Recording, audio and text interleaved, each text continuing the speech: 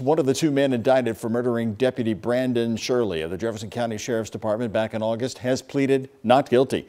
The judge set a $500,000 bond, $500,000 full cash bond for Jesse Johnson in court today. Johnson will also get a public defender. Much of the Louisville community hopes this is one step closer to justice for the Shirley family. WHAS 11's Isaiah Kim Martinez explains.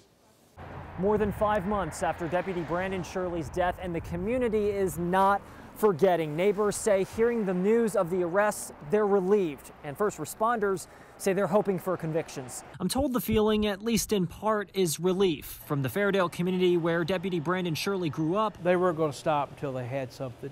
To the neighbors in Shively, just feet away from where Deputy Shirley was shot and killed while working off-duty security. I saw him every night, because I come home I get off work late at night. Angela Clark Milan was awake that early August morning right by the Rockford Lane auto sales. She says when she heard shots, for a moment she waited inside her home. I just wished I had looked out, because I could have been a great help.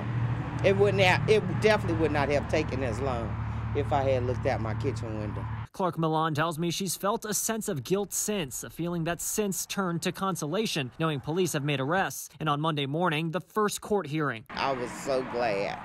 Good, because I really thought it was going to be a cold case. Meanwhile, at Fairdale's fire department, there's nothing to prepare you for knowing that a person in emergency services was murdered while doing their job. Chief Darrell Roy and his firefighters were there the night of the candlelit vigil. He tells me when you target one first responder, you target all of them. We're not like everybody else, and we understand each other because of the things that we see and we have to do. He says the moment they heard LMPD found suspects, they took a deep breath, confident the family will get what they've been waiting for soon. As for Jesse Johnson, the court is set to hold a pre-trial conference in late April, but for Mitchell, he's actually still in Floyd County Jail, set to be extradited soon. We just don't know when exactly that will happen.